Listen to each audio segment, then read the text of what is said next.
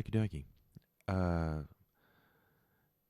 I'm using a free a screen capture software here in Studio 2 to make my newest video.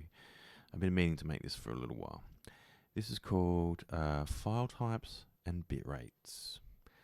We'll talk about digital audio quality just for a second, and I've tried to make this as obvious as possible for you guys to grasp the situation.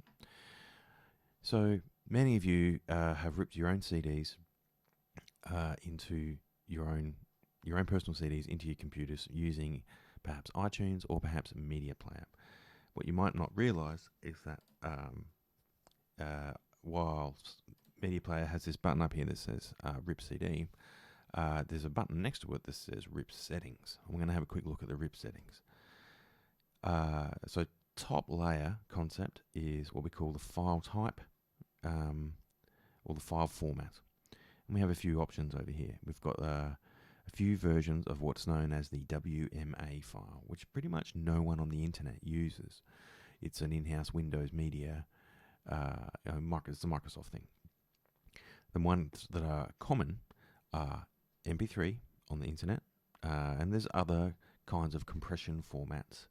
We'll call this a compression format. We'll call it a delivery format because it's like its small size is why it's good for transmitting on the internet. It's how the audio will often be delivered to you, via a streaming service like Spotify or iTunes or things like that. Wave is a higher resolution and higher quality. It's what you get on a CD.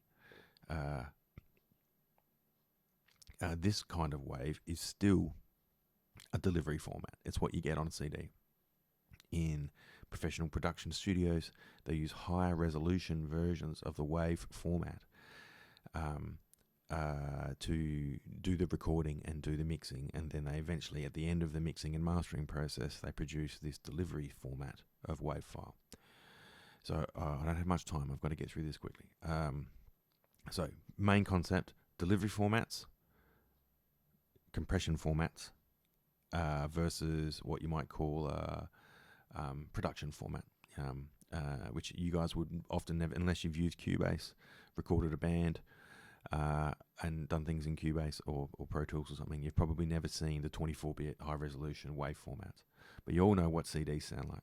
So this is basically when you rip your CD on this setting, you basically get what's identical sound quality to the CD itself. When we go into MP3 or into compression formats, we'll be trying to save space.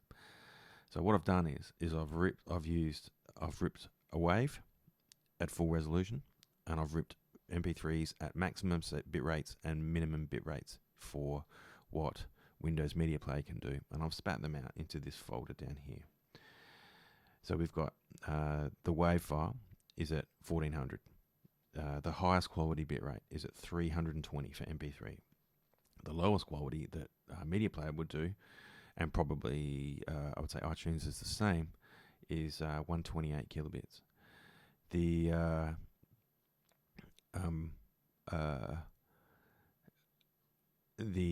So then what I did is I took the wave file and I put it into Cubase, and I've rendered it out of Cubase in some lower bit rates to show you what happens when we go into these super low bit rates with these super small file sizes.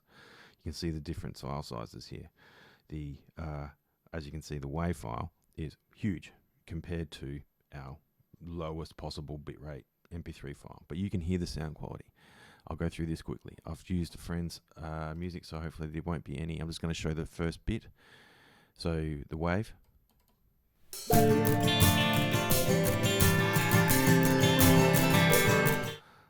High MP3 bit rate. You can't hear the difference. Low MP3 bit rate. This is still good though. You can pretty much can't tell the difference. Alright, but once we hit 64, this is what happens.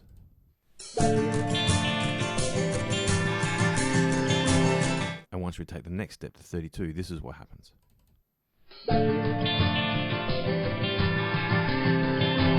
So these last two are unacceptable for FM broadcast. The first three are fine.